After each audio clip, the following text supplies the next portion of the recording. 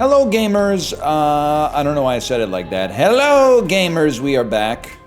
I did it in the AI voice.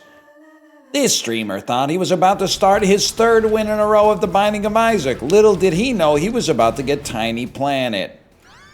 Imagine. If I could give you, if you're an aspiring YouTuber or streamer, if I could give you one piece of advice.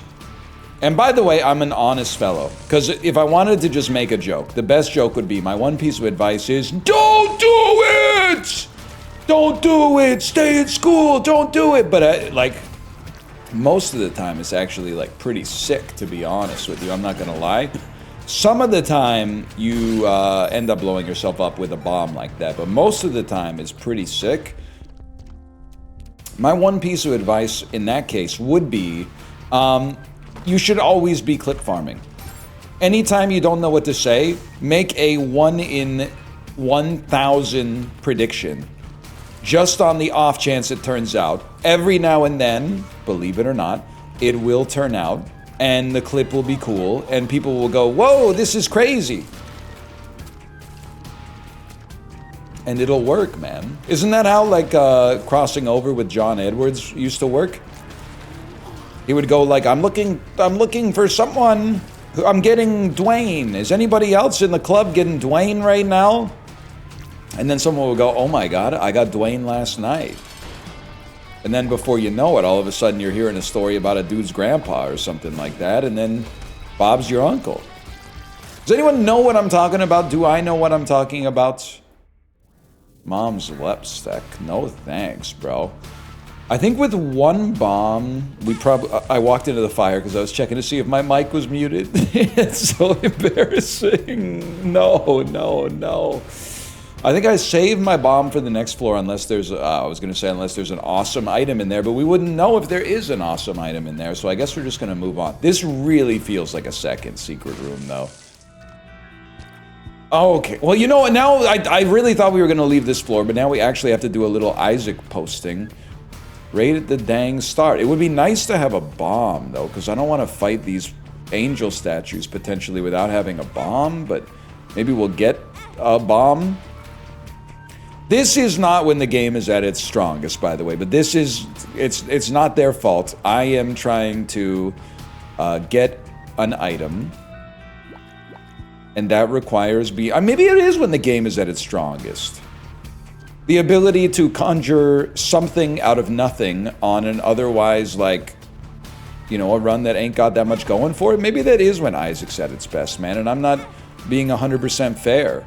I will say, even though I've only got, or I have no idea what the items actually are, I think it only makes sense for us to come in here and at least buy one of them. That's a really good one, I think, for me personally. Now, the thing that, I wouldn't say it bothers me, but the thing that's on my mind right now is, am I really going to sit there with basically base damage, because we just got champion belt? Am I going to fight an angel statue so that I can re-roll it into an angel item? And to be honest, I think the answer to the question is, yeah, I am. What is this? The wafer. That's really good. I shouldn't have picked up that spirit heart yet. Obviously, the wafer's amazing, though. Now I feel a little bit better about fighting the angel statue, and then we'll re-roll the key piece that it would normally drop. Do we get it? We always get an angel, right? The time when you normally stop is either when you get a bunch of money or when you get a bunch of spirit hearts. But we're gonna keep going until we fight one angel statue, assuming we have the health to make it happen. So this is the one right before the angel statue, because then you normally trigger the angel statue and walk out. What was I complaining about, man? That was actually kind of sick. Oh, I don't know why I'm talking as if this is like a Brady game strategy guide. You also want to position yourself between the spikes and the angel statue, because for some reason the angel is flying but not immune to spike damage, which is a dream come true. So I think we want to... We might as well do this first, just in case I'm wrong. Reroll it, pick it up. Metal plate, that's fine. That's the one where we would normally stop. Because if we go too much further, we might accidentally teleport to the... cathedral? I can't remember. I think it's the cathedral. Regardless, I'm very happy with my decision-making process. Let's put it that way. It took a little bit of time, but I think it was the right idea, man. Baby Bender, feed the magic. Where did I go wrong with Isaac? Because something happened and I lost sight of every item in this game. I don't know what anything does anymore, and I'm scared. To be honest with you, I'm a little bit scared. That was good, though. What was I talking about? Had a good day today. For those of you who care, I'm excited to see Bumbo here, actually. It sounds like Bumbo's a movie coming to theaters. Imagine. If Legend of Bumbo had gone slightly differently, it could have happened, man. It could have happened. I still think Legend of Bumbo is pretty good. Now, does it have the staying power of Isaac? No, but, like, neither does almost anything that's ever come out in human history, man. And I'm not just talking about games. I think I have spent more time with Isaac than any human being has spent with any book except possibly the Bible in history. That seems to check out to me. Because I have to imagine no matter how much you like Paradise Lost, eventually you hit a point where you're like, I'm not going to read this book all day, every day for my entire life. For Media Maxing 2026, I watched a 2022 film. It's a comedy, an eccentric comedy called Brian and Charles. And I watched it because I had seen the trailer like 3 years ago, and I went, oh, that looks interesting. That looks like my kind of movie. And I saw it on Prime Video 4 years later, and I saw that it had a runtime of like 89 minutes, and I said, that fits perfectly into my morning schedule. So I watched it, and I'm sad to report that I gave it 2 stars. I think there's got some, for a comedy, and by the way, I'm not one of those guys who's like, a comedy absolutely has to be Vince Vaughn, Owen Wilson, grossing people out, but also guys being dudes having a lot of fun. Maybe one dude gets left on the roof of a Las Vegas casino or something. Now, obviously, all that stuff helps. Like, it would be awesome if the movie had it, but I'm gonna do it. I'm gonna do it. I'm gonna go for Twisted Pair, man. Let's do it and be legends. And then re-roll this anyway, just in case. Obviously, all of that would kill me, but now all we have to do is get Spirit Hearts, and we're in an awesome spot, man. And this is probably a health upgrade, so we're chilling. Oh my god, that's crazy. We're chilling. We're chilling. Yeah, I don't know. I hate this as a criticism, but I really just found it kind of... I like those mid-2000s focus feature style indie comedies, but this one was just a little too boring, to be honest. Just not... The vibes were not good enough to compensate for the fact that, like, nothing was happening in the movie. So my recommendation to you, now that I've triggered your interest, is to stay far away from this movie and don't watch it, which... renders essentially the last little bit of conversation. You might be like, well, why was I even listening to you in the first place then? And that it raises a good point.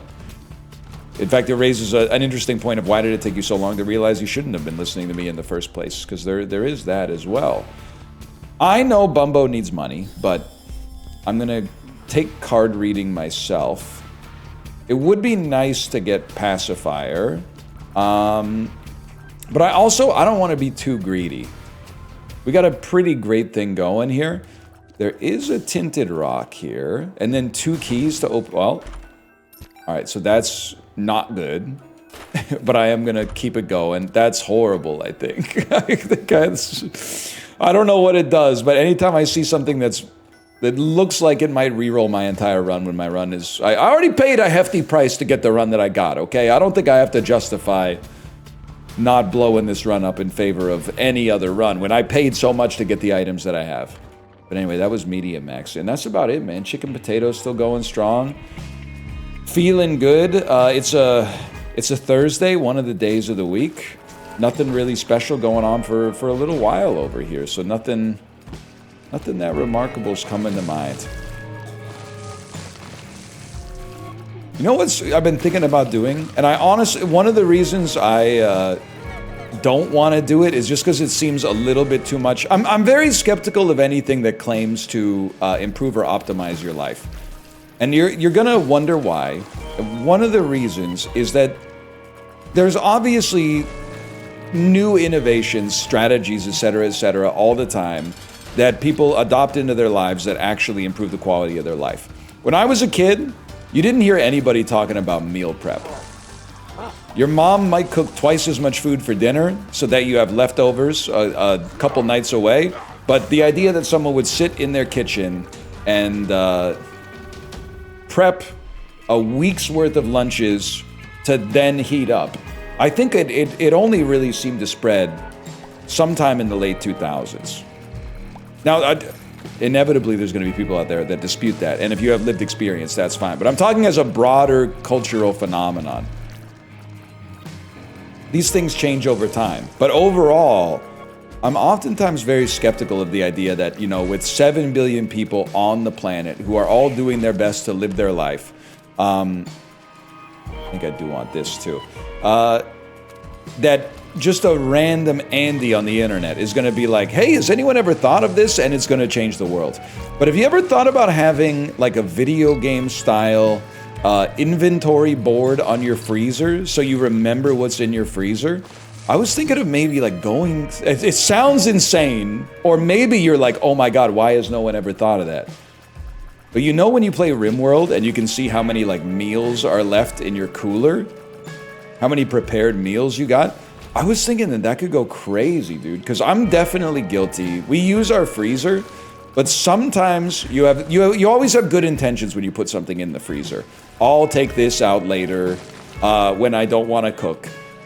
Or like, oh, I bought ground beef at the grocery store. I didn't realize I'm going to do it. One more. I didn't realize we already had ground beef. My bad. I'll put this new ground beef in the freezer. And then lo and behold, like a couple weeks later, you're coming home from the grocery store with ground beef yet again, not knowing that you already had ground beef in the freezer and so on and so forth, right? It's the kind of stuff that it seems like might get mitigated if you just had like a little dry erase board where you could be like, okay, I've got 4 raw chicken breasts, 3 calling birds, 2 pots of chili, and soup that my mom made last time, you know? And it might even incentivize you. I'm going back into the room for more devil deal, man, or for more demon deal. It might even incentivize you to start clearing out the stuff in your freezer. I don't know what it is, and I feel like I can do something psychologically to invert this. You would think, I'm going one more. Oh, huge, actually worth it. The theme of this episode is when keeping it real goes right. I can't believe that, like, we're going all in on some of these decisions and it's actually paying incredible dividends, but, what was I saying? For some reason, the food in the fridge is like top tier. I want to eat everything that's in the fridge. Even when I know I have no food in the fridge that's like ready to eat, it's all stuff that's like ingredients that need to be put into a melange to become a meal. I'm like, oh, that looks so good. I would love to have that right now. Oh my God, the run's incredible, bro. This is insane. I should have gone to the secret room, though. Or maybe not, because maybe I wouldn't have had my D6 ready the time I came into the item room, and I would have just left it and never thought about it ever again. But so fridge food is like, it has a huge buff to appetizingness. Eating stuff out of the fridge feels so good. Same with the pantry. But once something enters the freezer, I guess maybe part of it is just that it's like really cold. But I'm guilty, like out of sight, out of mind. As soon as something ends up in the freezer, I forget that it exists. So I almost wanted to do like you do spring cleaning on your closet. You're like, I don't need this sweater anymore. Let's donate that to Goodwill so that I got more space to put like new sweaters, which in a couple of years I will also donate to Goodwill. What about a winter cleaning where you go through your freezer and update the dry erase whiteboard? Because human beings also love to get to like inbox 0, man.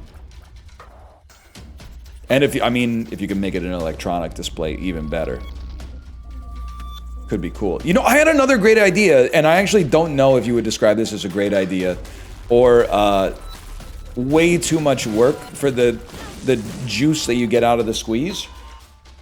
I think about it every daylight savings. Here's my elevator pitch. You go through the whole house and update every single one of your clocks. So now it's several months after daylight savings. It takes you a few minutes to obviously update each one of these. And before you know it, you're like, what's a minute here? What's a minute there? But now I'm downstairs. I'm getting my daughter ready for school. And I'm like, oh, I forgot her toothbrush. So I go upstairs. And when I go upstairs, somehow I've traveled 2 minutes back in time because my bedroom clock is 2 minutes behind my oven clock, which is 3 minutes ahead of my microwave clock, which is 2 minutes offset from my phone clock. And the worst part is I don't even know which one's right. I'm assuming it's the phone. But in 2026, and I'm loath to suggest that more tech is the solution to life's problems, but in 2026, we already got all these internet-enabled devices in our house. We really can't just have like, wait, I need this. Well, first, oh, that's gonna throw a monkey wrench into things. Degas. You probably already know where I'm going with this. I will pick that up too, bro, absolutely. The master of diagonal walking strikes again, man. But you really can't like designate a clock in your house to, wait, I'm realizing that this already exists, right? If your Wi-Fi, if you already have a device that's connected to Wi-Fi, it automatically updates the time for you, so you never have to worry about this. Someone thought of this. My idea, which I'm realizing now was much worse, is like on your home network, you would have the ability to choose like a parent clock that all other clocks inherited time from. So that's my way of saying, my bad, you guys have already thought of this, and also, I apologize, I was trained in the ways of object-oriented programming. So the way that I think about relationships between devices, or even sometimes between blocks of code within a device, is in terms of inheritance and extensions and stuff like that. So you could just have it connect to the Wi-Fi anyway. It's already sending all of your data, to the dark web. It might as well just update the time for you while you're at it. I see what you're saying. Okay, fair enough, man. I didn't know. Call off the dogs. He said he's trying, okay? And the other thing is, like many problems in today's society, well, this is the worst way to phrase that. Like many of the problems in today's society that tech claims to solve, this really isn't that big of a deal. I mean, I've never been late as a result of like the clocks being offset by 1 minute, but I guess that's just because like I try to leave like maybe 5 minutes early whenever possible. So I'm well, in that case, I'm actually, they're inviting me into the fold because I'm solving a problem that nobody really had. But in also true tech fashion, once you got used to having it, you would find it very, very hard to give up on it and go back to the old way. And that's, once we reach that pain point, that is where we start to sell you the service at like $4.99 a month or something like that. And once we got you at $4.99 a month, we send out the once, I should say, semi-annual emails that are like an important update about your clock subscription. In order to continue providing you with the customer satisfaction experience that you have become so accustomed to here at Clocks R Us, we have no choice but to charge you more money. Sorry. One day I'm going to get an email from a company that's going to, the headline is going to be important information about your blank subscription, and they're going to be lowering the price. They're going to be like, we've been doing this for years. We've gotten really, really, really good at it. We've got great relationships from our suppliers, and as a result, we're happy to pass on the savings to you. Here you go. Here's 6 months on us. Imagine, man. Write that. Anyone here in business school, write that down. Improve your business by taking less money to provide the same level of service. Imagine. Could be the move. Could be the move. I don't know why nobody's ever thought of it up to this point. I don't think I want to be here yet. This run, by the way, this run has the vibe of a run that is going to be over. Like, it's 17 minutes right now. It has the vibe of a 25-minute run. And I know right now you're like, I don't really see it. You're gonna see it. Because it's what it is like after this floor, it becomes much more about kind of just like getting to the boss as fast as possible. And we have the teleporter, which is fairly likely on future floors to take us to the boss right away, I really feel like we could mow this one down. I'm not eager to get rid of it. I'm just saying, like, it has that sort of vibe to it. I was just gonna say, we gotta be getting close to Conjoined, man. Conjoined ain't too bad, especially when you got Twisted Pair backing you up. Okay.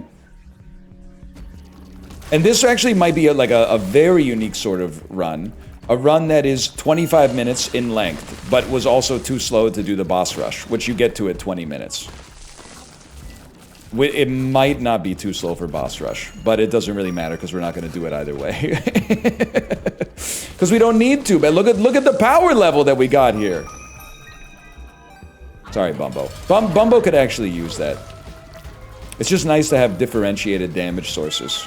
By the way, we're not going to be too slow for boss rush. I don't know what I was thinking. Dude, you know what? We actually are going to do this. Basically, you can't trust anything that I'm saying. Cricket's body with this kind of run that we have is just too good not to do boss rush. So throw that 25-minute junk, throw that in the trash, man. But we would be a fool to not take Cricket's body in this situation. We have such an awesome Cricket's body run. Like the damage, it's probably screwing up the bitrate, but on my screen it looks awesome. This is the kind of run that can make you fall in love with Isaac all over again, man. I think we got the vibe, too. Stand up here, shoot down, enemy spawn, immediately get obliterated. I mean, we're already halfway through boss rush. Haunt going to be kind of annoying. Never mind, Haunt is dead. Plus, I don't want to spoil the surprise in case it's been a while, but we get another item when we beat boss rush. This one, can I tell you, I wrote in the physical journal yesterday. I wrote something, and I wrote it for two reasons. I wrote it because it's true. I also wrote it because if I wrote it down, it might make it more true. You know what I mean? Because it creates a certain sense of, like, mindfulness in yourself. I wrote down, recording Isaac is starting to feel like second nature again. Just got to keep it up. And this is the reward you get when you commit yourself to something like that, man. This feels like a classic, I own this game sort of run. I'm happy to be here. I'm having a great time. And look at that. This does something for us related to the number of shots we have, so I think we'd be a fool not to take it given the scope of the run so far. And you know what? Remember when I said forget all that 25-minute stuff? Remember all that 25-minute stuff, bro, because I think we're going straight down here. Now, will we do like, will we do Hush or whatever the other optional bosses are? I'm going to say probably not. And the reason I'm going to say probably not is because I think that they just... Oh my god, we got Leviathan too. They're kind of just not... cover your ears if you're on the dev team. They're sort of just like not fun.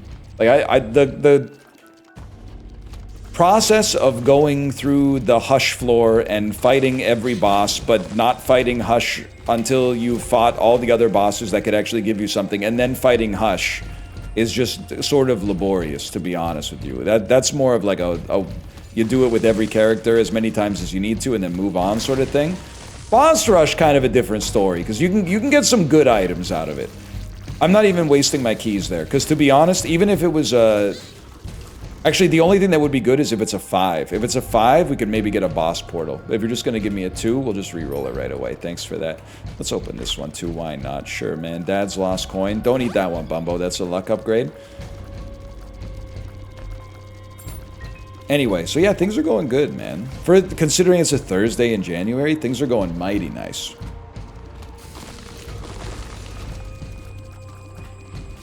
Are we still... And I say this because, again...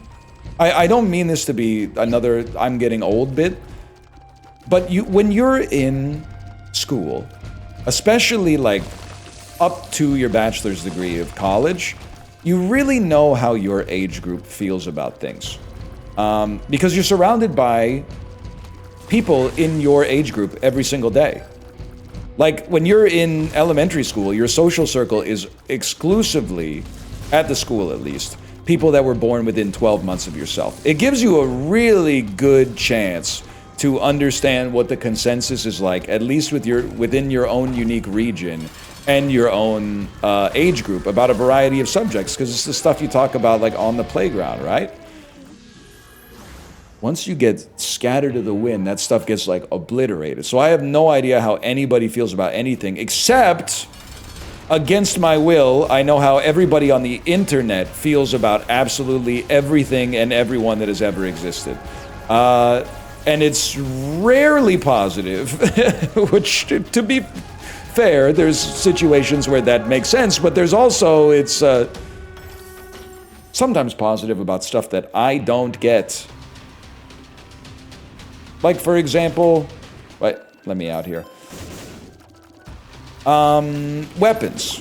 Why is everyone so excited about the movie Weapons? I don't get it, because I have not seen it yet. My wife watched it on an airplane. I instead was reading the book Audition by Katie Murakami. And as a result, I did not watch it with, and you're gonna say, what, not watching a movie with your wife? I don't know if you got a kid. But if imagine you're a family of 3, and one of the members in the family is 5 years old, essentially, there's a sacrificial parent on every flight, okay? Or not even on every flight, but every moment of every flight. And it's actually good. You're gonna say like, well, why wouldn't you just trade off instead? It's actually good because of what you're saying. It's good because you can trade off. One person can be completely free, if only for the length of a runtime of one horror movie that you watch on a 7-inch screen on the seat of the person in front of you. And then the other person can be like, tag me out. I need a little time myself to watch, game night or whatever. That's why it's awesome. If you have 2 kids, I think it becomes, like I've heard it, you kind of go from man to man to zone. Now, that technically, I guess 2 could still be man to man, but like, you get the idea. Why all of a sudden one person's like got an after-work dinner or something like that? You're playing prevent defense. Let's put it that way. But what the whole point of this episode is that I have not seen Weapons, but I would like to. But it's longer than 90 minutes, so I gotta wait till a Saturday. For now, thanks for watching. Hope you've enjoyed it. If you did, click the like button. Helps out a great deal. Subscribe if you want to see more in the future. But for now, thanks for watching. I'll see you next time. Later!